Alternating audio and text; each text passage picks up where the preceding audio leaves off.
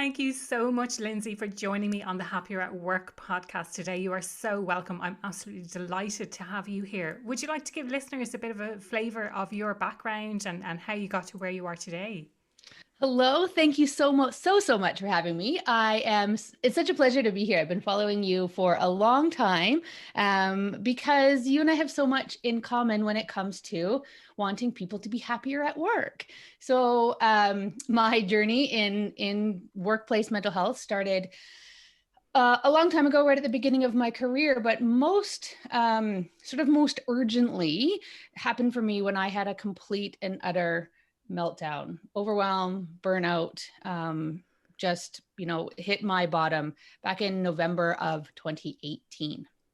And I remember going into one of my boss's office. I was working for two people at the time, and I went into one of their offices, and I just said, "Here's what's going on for me. There's a lot going on at home. There's a lot going on at work, and I am totally burnt out." And she looked at me and she said, "How can I help?" And I thought, whoa. Now, there's a response that I wasn't expecting because, your traditional boss says, "I don't really care about what's going on in your personal life. Get back to work." And that was a response that I'd had from the other boss.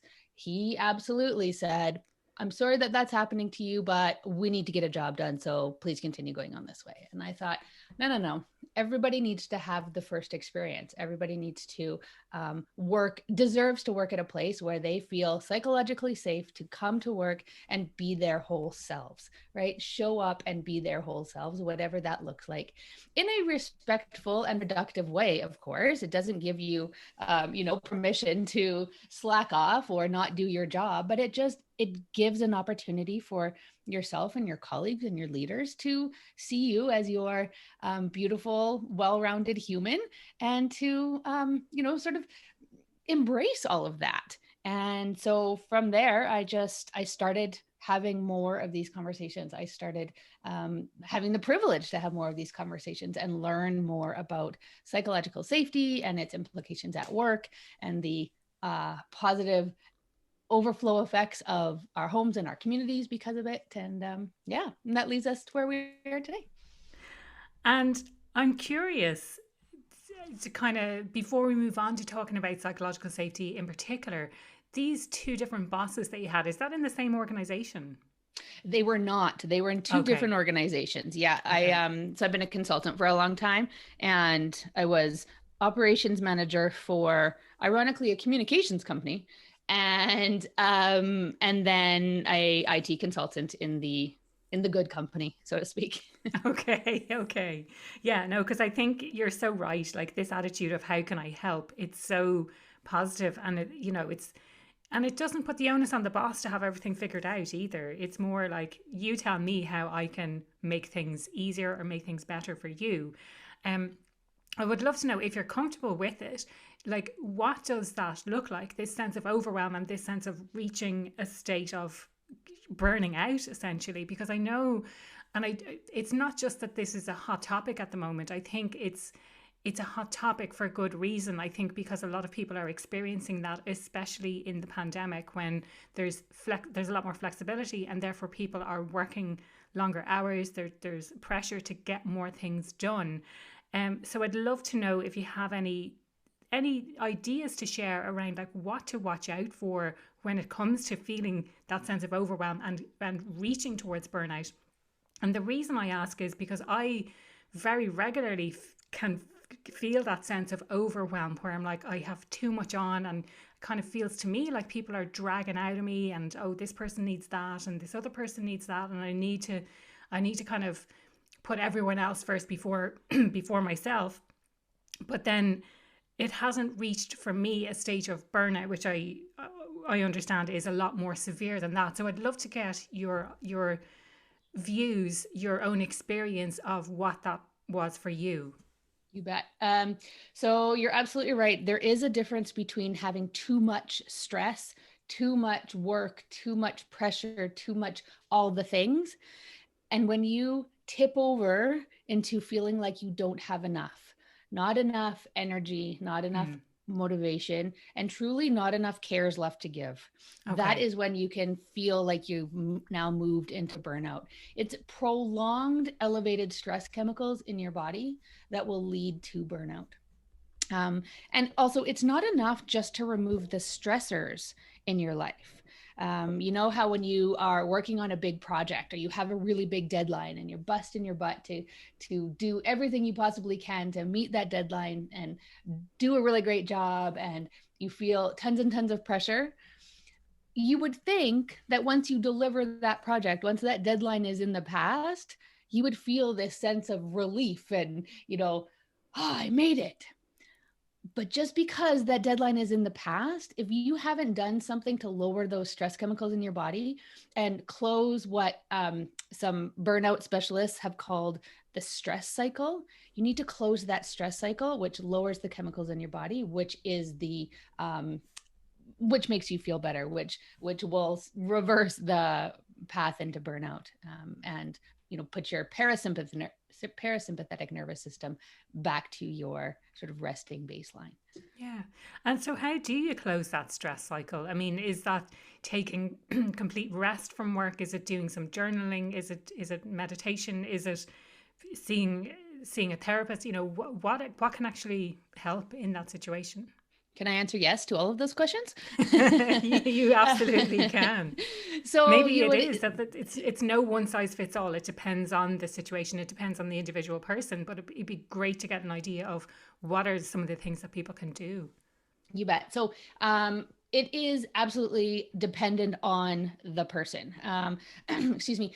Stress is a chemical response in your body. So whatever you can do to positively change the chemical makeup is going to help. So the traditional things that we know, move your body. And I don't mean that you need to go for a run or go for a bike ride. Anything as simple as washing the dishes instead of washing the dishes by hand instead of putting them in the dishwasher is enough to get the blood flowing. And that positive momentum will carry you to bigger and better ways to move your body. They can be as efficient as parking in the farthest parking lot when you're going to the mall. It doesn't have to be big things. Also, laughing increases positive chemicals in your body, which will counteract the stress chemicals in your body. Also, your brain doesn't recognize the difference between fake laughter and real laughter. So if you're feeling like you don't have enough cares to give and you can't possibly think of anything to laugh about, just fake it for a bit. And then it feels so ridiculous that real laughter happens quite naturally after that. Okay. But either will help. Your brain doesn't know the difference. But the positive response in your body is awesome. There's a reason that they say for babies, premature babies, that skin to skin contact is so important. Same goes for us as adults.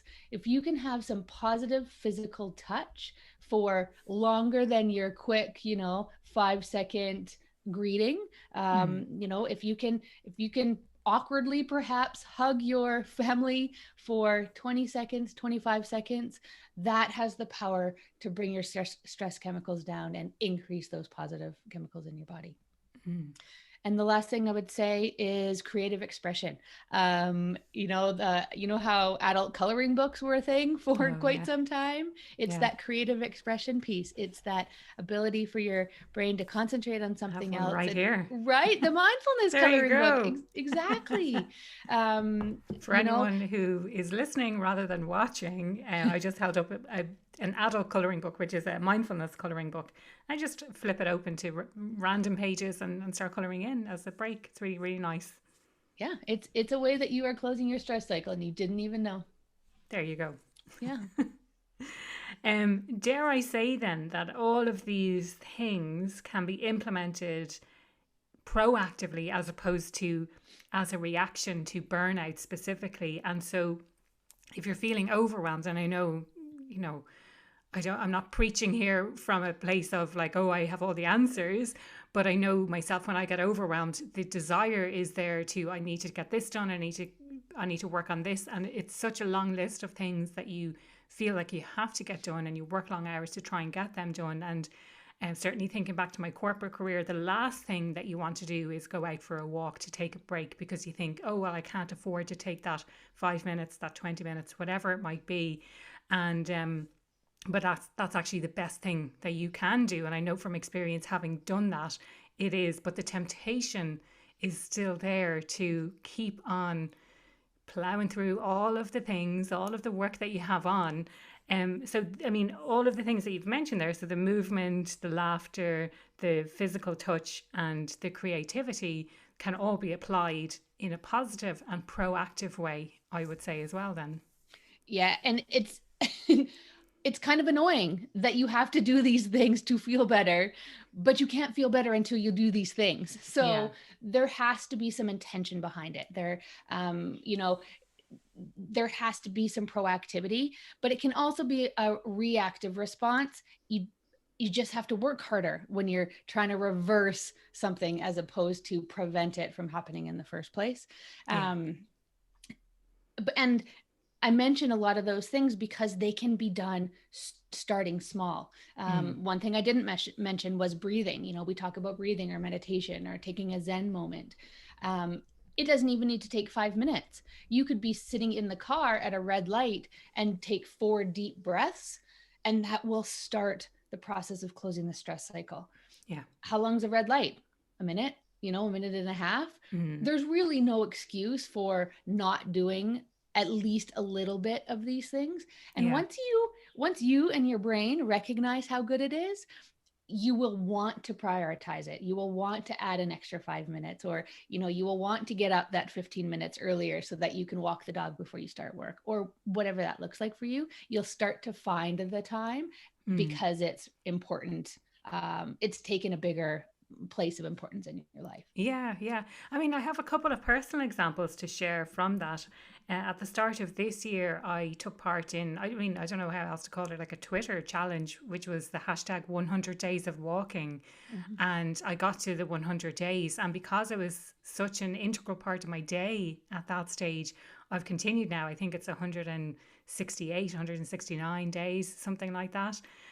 So the way I see that is I'm 2/3 of the way through the second 100 days, which is a really great feeling. And when you first start, you're like, 100 days seems like such a long time, but it's those small steps. It's doing something every day, and the impact that it has then is much, much greater. And the other example is breathing. So last night I was doing a meditation, and it, I was just listening to it like, okay, yeah. And it was right before bed. I was lying down in my bed, and they brought out this thing where like, breathe in for 4 and breathe out for 4. And for the first time in a long time, I just noticed a physical change in my body just from elongating my breath, for really focusing 4 counts in, 4 counts out, and an absolute physical change to totally relaxed. It was unbelievable. Doesn't that feel so cool? Like, it just gives It me shivers to does. hear you describe it. Yeah. Yeah. Amazing, amazing. So we've kind of spent a bit of time on burnout, which was not the intended topic of conversation today, but I think it's really, really important to do that, and kind of tying things together. This idea of how can I help for you as an employee, it was just a pure example of psychologically safe environment where it was okay for you to go and share your experience, and the response that you got was really, really positive. So maybe if we talk about like, what does psychological safety, what does that mean? Like, how would you describe that in an organization? So I would describe psychological safety as feeling comfortable to bring your whole self to work. All of your messiness, all of your creativity and innovation, all of your opinions, and feeling comfortable to express yourself in, again, professional and respectful ways. It doesn't give you, an excuse for carte blanche disrespect or, dissension, loud and bold and inappropriate dissension. But it absolutely, you have so much to offer. You have so many gifts and so many strengths in so many ways. And you get a lot of that gifts and strengths from your life, not just your work life. And you should have the opportunity to bring all of that to your workplace, because that's just going to raise collective awesomeness at work, right? If we don't have to check ourselves at the door, we can bring all of those sort of non-traditional value to the organization. The organization is going to benefit. You are going to benefit, and your organization is going to benefit.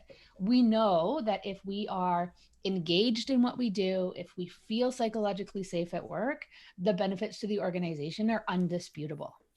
So why would we not encourage creating environments of psychological safety?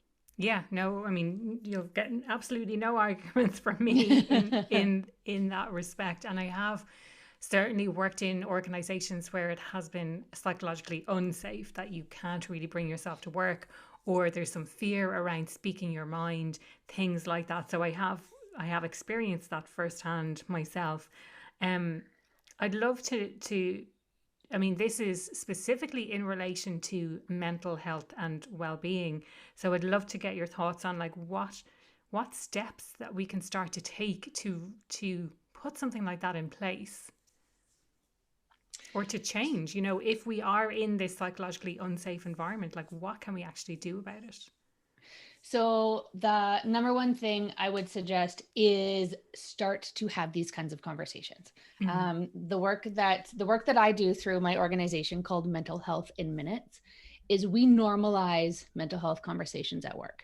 We want to make conversations about our mental health as normalized as any other conversation we have at work. You wouldn't think twice about talking to your colleague about going for a run. Why do we think twice about talking to our colleague about burnout? Those things can be in the same conversation, right? Those things should be as water cooler conversation as any other water cooler conversation. So if we as leaders and as humans can start to have these conversations and make them part of everyday, this is just how we work here, that's going to go a long way to reducing the stigma of talking about mental health at work. I also want to say, traditionally, when you think about mental health, people automatically think about mental illness, right? Our traditional diagnosable mental illness, depression, anxiety, schizophrenia, and mental illness is super, super important, but it is one of the things on the spectrum that is our mental health, right? Everybody has physical health the same way that we all have mental health. And I think, I'm happy to see how language is continuing to evolve and more people are recognizing that mental health is not just mental illness, but that mental illness is part of overall mental health. And somebody asked me the other day, will you run out of things to talk about with mental health? Absolutely not, because what affects us as humans is what affects our mental health. And I think that's kind of key to think about as well, because if people are feeling awkward about talking about workplace mental health, it's really talking about all of the things that affect you as a human, which is, your boundaries, your innovative ideas, your ability to do deep work and get into flow. And that is your mental health and your well-being. We're not just speaking about diagnosable mental illness.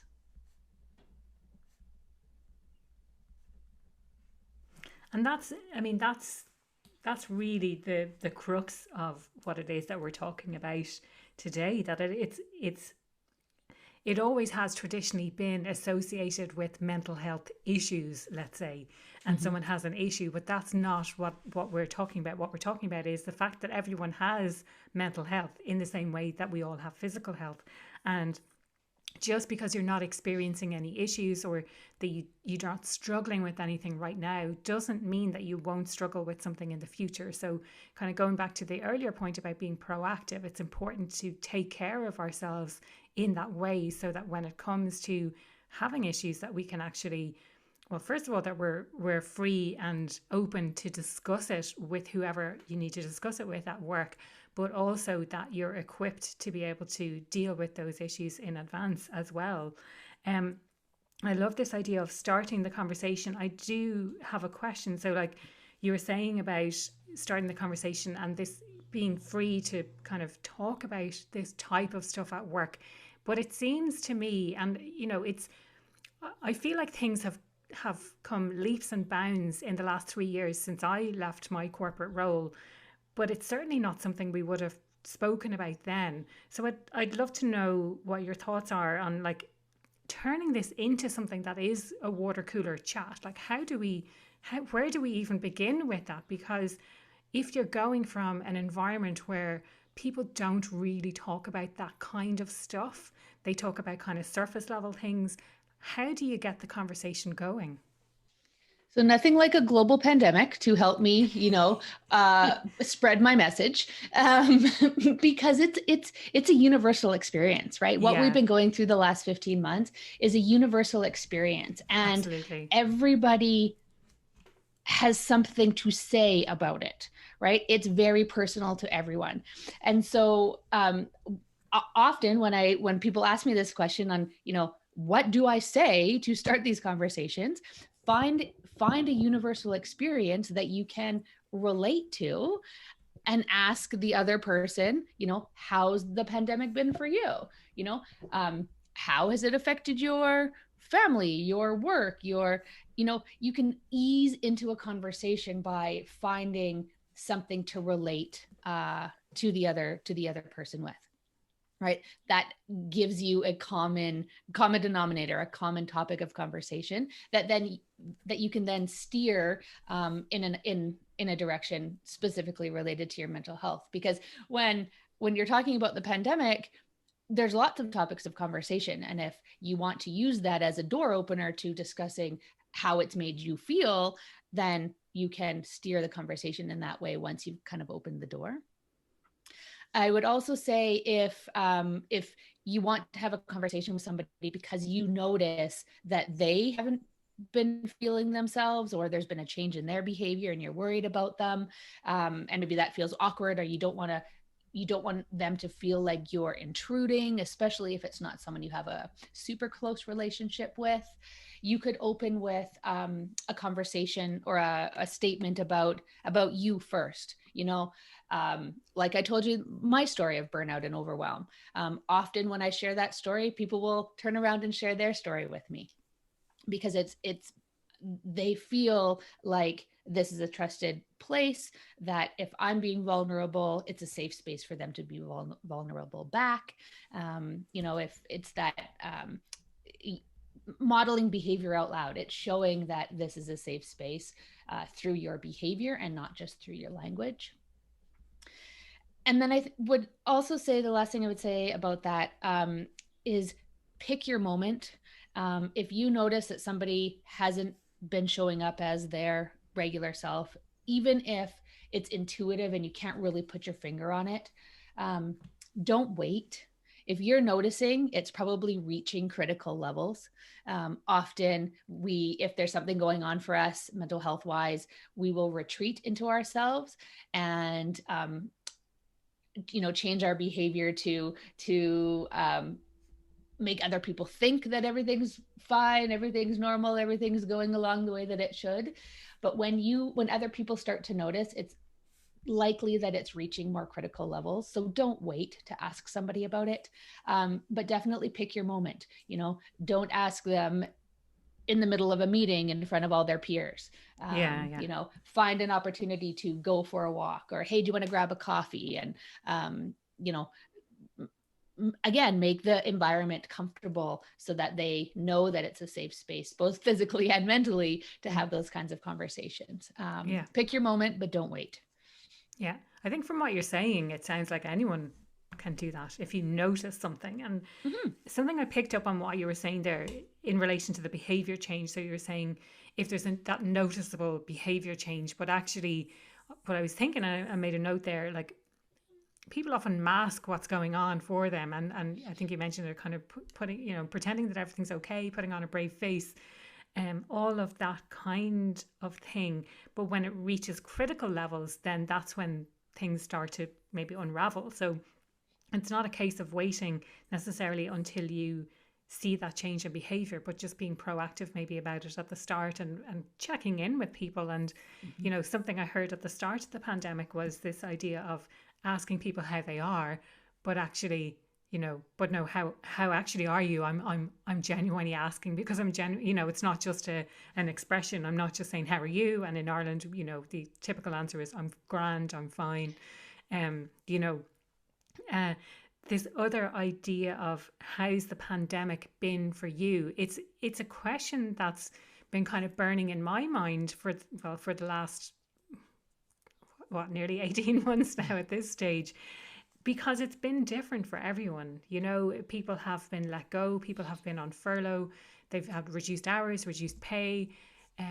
Business owners, I've seen some really succeed during this time. I've seen some kind of get a bit disheartened by what's going on, dealing with their own issues and things like that as well. So, it's, and then some people live by myself, like I do, and other people live with family, and it's like they just can't really get away. So it's been, I think, wildly different experiences. So I do genuinely would love to know. So if anyone wants to share, if they're listening and want to share, like what has been the pandemic?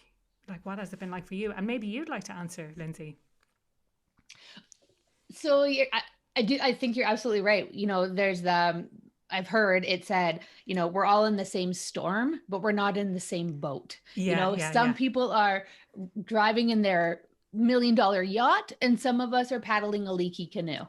And most of us are somewhere in the middle. And I think it's really important to remember that the experience has not been the same for all of us. For me, I've been very fortunate, knock on wood. Me and my family have been healthy. My parents came through COVID successfully, and they are feeling great on the other side. My business has been good because I get to have more conversations like this. People are much more willing to talk about these kinds of things, and so it's been really fulfilling for me to share these kinds of conversations with you.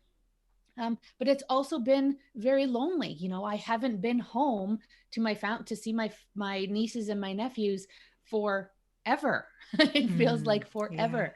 yeah, My sister, who's a teacher, is really struggling with not being able to have that contact with her kids. They can't see her smile. She's changed how she smiles so that she smiles big with her eyes, yeah, so that her kids can see that and she can make that kind of connection. And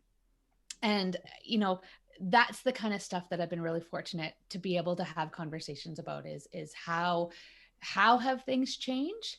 What are we going to continue doing, even when the world returns to not locked down?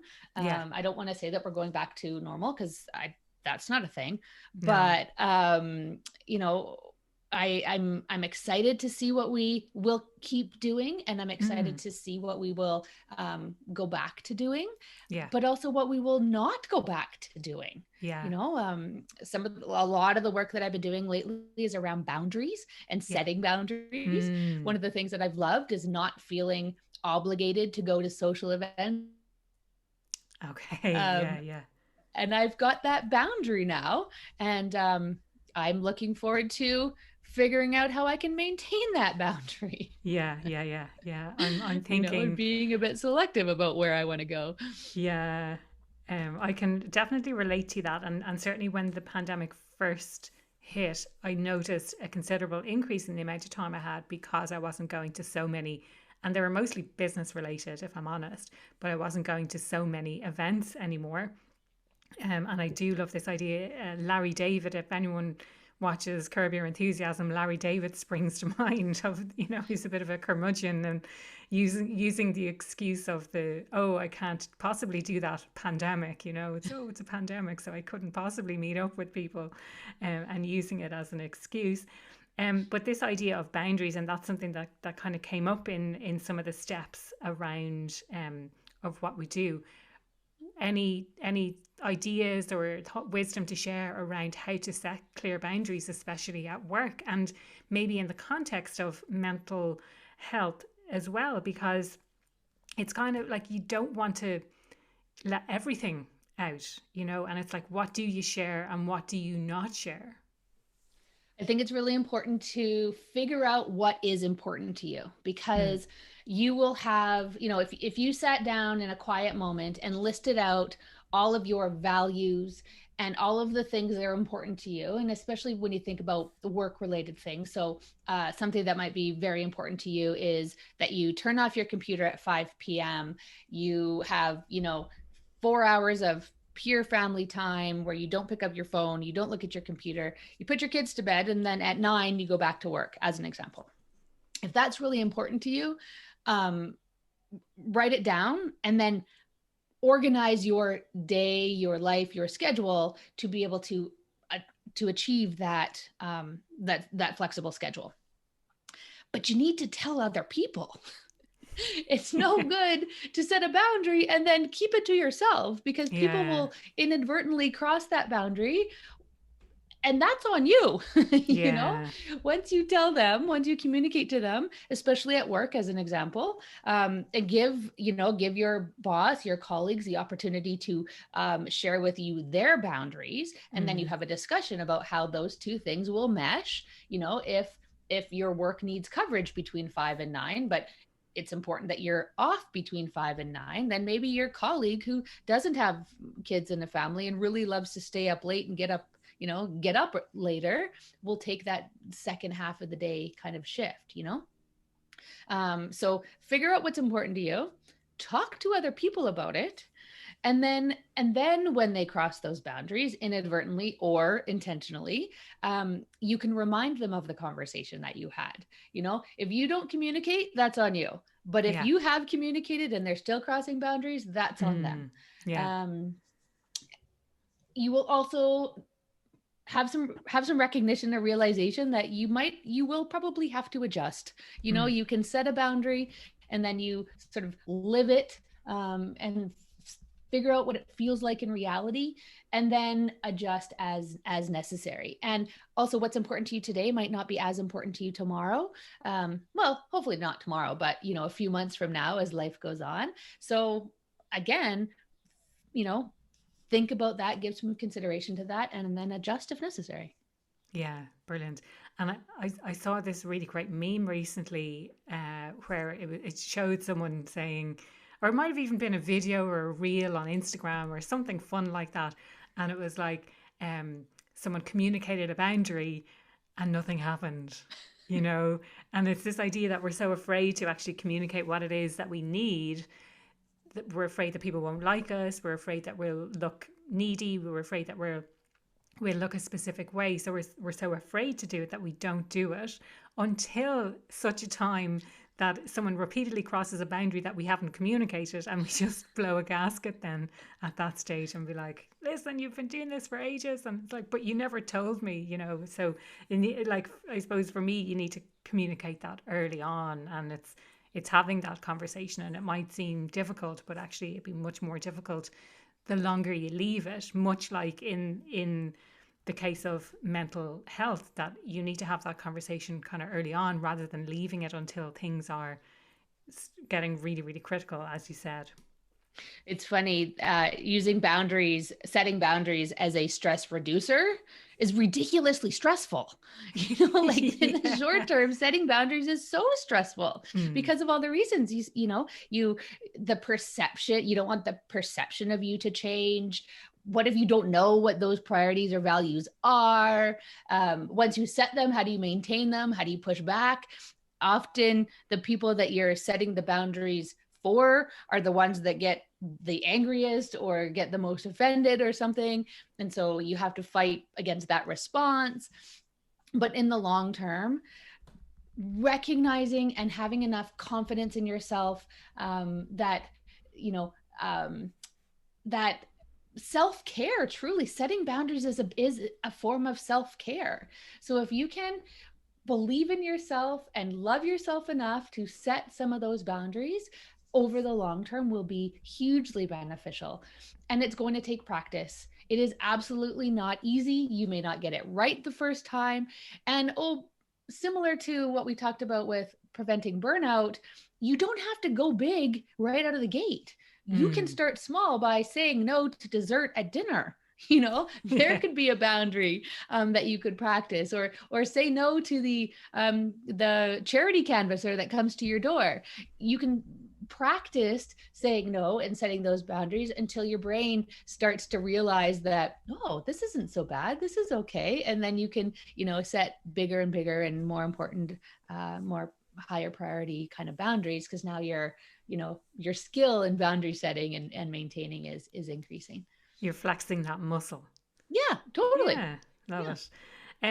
Lindsay, we've covered a lot of ground here today. Is there anything else that you'd like to share that kind of comes up in mental health topics, let's say? Just kind of to reinforce the fact that our collective wellness will continue to be raised at work if we can have conversations about all the things that are going on in our minds. If we can be our authentic selves at work, and talk about everything that's exciting us, everything that's bothering us, we will collectively feel healthier, be more productive, feel more engagement, and a sense of control over our work lives and our home lives. It really is a holistic approach to our professional settings that will continue to increase the to continue to increase the value of each other and our organizations. Normalizing these kinds of conversations will continue to raise mental health maturity and collective well-being in organizations, and that cannot be undervalued. Yeah, no, totally agree. Lindsay, the question I ask everyone who comes on the podcast: what makes you happier at work? That feeling of empowerment and that feeling of safety, to know that I get to bring my unique strengths and gifts to my workplace, and feel valued for doing that. That sets control and empowerment over how I show up at work is absolutely what makes me the happiest at work. Brilliant, love it. And if people want to connect with you, find out more about you, feel free to talk about your own podcast as well. Well, thank you. So I do two things. The most important thing that I'm doing right now is this work in workplace mental health, and I do that with my organization, Mental Health in Minutes. A website by the same name, social media by the same name, and a podcast by the same name. And I'm on the podcast, which you have been a guest, is we have conversations about how to implement workplace mental health programming, make it part of the culture. And it's quite, the thing I love about it is it's quite tactical. We talk about the mechanics. It's not enough to tell people they need to go on vacation to increase their mental well-being. We actually let them know how they can do that, how leaders can do that, how employees can support other employees in going on vacation, that kind of thing. Yeah. And we also, the other thing that we talk about is how to get senior leadership engaged, because sometimes they're not as willing to talk about these kinds of things, or willing to see the tangible ROI value of this kind of work. And so we talk about how to engage leadership in the conversation and get them to pay for mental health programming at work as well. Yeah. So, I'd love to have more discussions. Yeah. No, I mean, I love, first of all, that it's really practical and tactical, right down to it's not just that you need to do this. We know already that we need to do it. It's how to actually implement it. So what actual steps do you need to take in order to make it happen?